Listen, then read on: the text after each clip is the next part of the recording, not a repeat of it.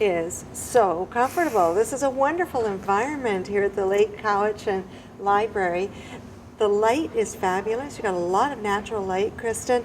This space, you could probably say lots of great things about it, but it is a very welcoming space. It is. That's kind of the idea. We want this to be a space where the community can come and, you know, sit and read and study and meet a neighbor and have a chat, you know. So we want it to be a space that people feel like they can come and spend time in, not just zip in, pick up their holds, grab a few DVDs and run out the door, but we want people to spend time and have this be a really like a community living room, a place where people can come and be.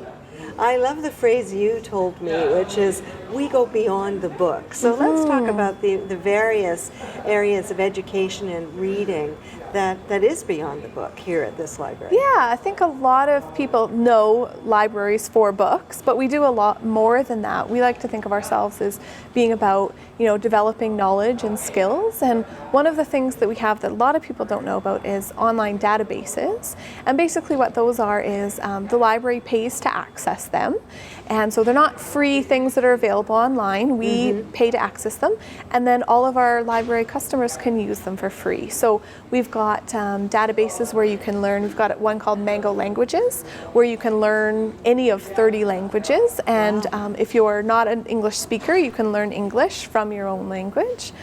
We've got lots of databases that can help kids with their homework. So, you know, if they're learning about history or science, we've got databases that they can access from home.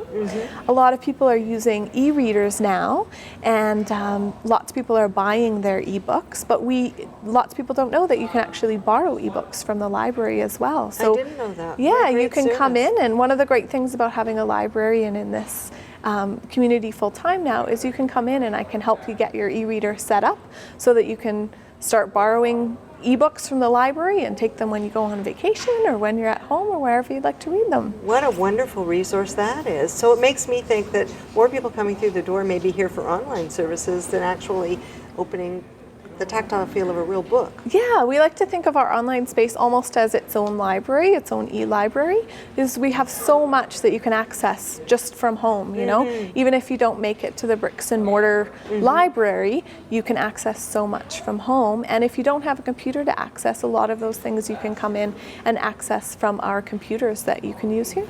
Wonderful. Speaking about tactile though, I know there are a lot of people that prefer to pick up a book and read it. So how do we improve our reading skills? Is there a way to improve reading skills? The best way to improve reading skills is actually to read. It's kind of a magical process. It's like anything, the more you practice, the better you get. And one of the best, especially for kids, one of the best predictors of whether they'll be a lifelong reader or not is if they're excited about reading. And the same goes for adults. So if you're reading things that you're excited about and you enjoy, you'll do it more and you'll get better at it. So, you know, sometimes with kids we like to, you know, have them read only certain kinds of books and that sort of thing. But really the best thing for them to do is read what they're excited about. And it could be a comic book, it could be nonfiction. For adults, it could be fiction, but there's lots of adults that don't like to read fiction and they want to read auto repair manuals or books about history or, you know, conspiracy theory, whatever they're excited about reading. That's the best way to improve your reading skills. Let's talk a little about the community. This is a wonderful building. It's a great place to spend time. And as soon as the doors were open, people were flooding in. But how about how you will connect with the rest of the community or introduce people for the first time to this library? It's been really exciting to have so many people coming through our doors, and we're still getting all of our, you know, books set up and all of our collections ready to go. But one of the exciting things about Cowichan Lake getting a full-time librarian is that I can go out and meet people in the community at community events, and we can go out, meet people, go to community events, and then also bring programs here that the community might want. So it's a really exciting thing. You don't have to think of the library as just this one physical space, but we want to come to you and bring programs to the community. So there's a really nice invitation to the audience out there in Lake Cowichan and also the other areas. You're serving Ubo and... Yeah, we serve all of the communities of Cowichan Lake. So the branch is actually physically located in Lake Cowichan, but our branch serves Missachi Lake and Yubo and all the communities of Cowichan Lake. I understand as well that the Lake Cowichan town is going to have a square right outside the front door. So you will be the hub of this community. If you're not already, you definitely will be. So there's going to be some activities out there. Yeah, we're really excited about that. And work will hopefully start come spring, I think. But we'll have sort of a community park space. So there'll be a space for us to do things like bring story time outside once the weather is nice, and a space for people to bring books outside and read, and just a community space for people to enjoy. Oh, it would be wonderful in the spring and summer, pretty well all year round. It's gorgeous in this area. You got a wonderful view. There's lots of natural trees, natural lights, some walking paths with some benches that will be outside the library eventually.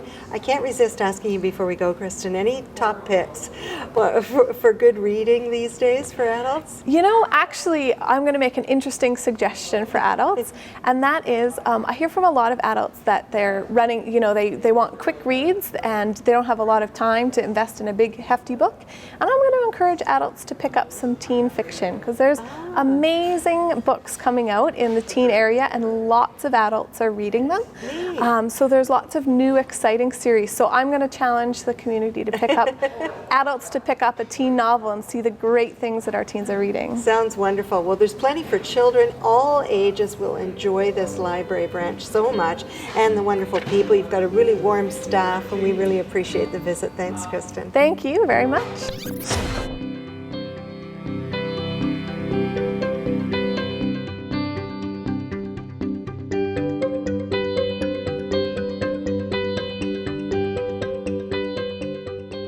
This brand new Vancouver Island Regional Library is now open in Lake Cowichan. It's located on South Shore Road.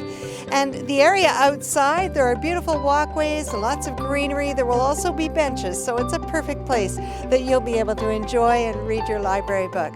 Thanks a lot for watching the program. Remember, the Cowichan Valley edition of the show is seen every Tuesday and Thursday night and Wednesday and Friday daytime. And a lot of our story ideas are coming from you. If you have a story idea, be sure and get a hold of us. Thanks for watching. Go Island is brought to you by German Auto Import Network, Men's Wardrobe by DG Bremner & Co., Menswear and Accessories, Hair Services provided by Salon J,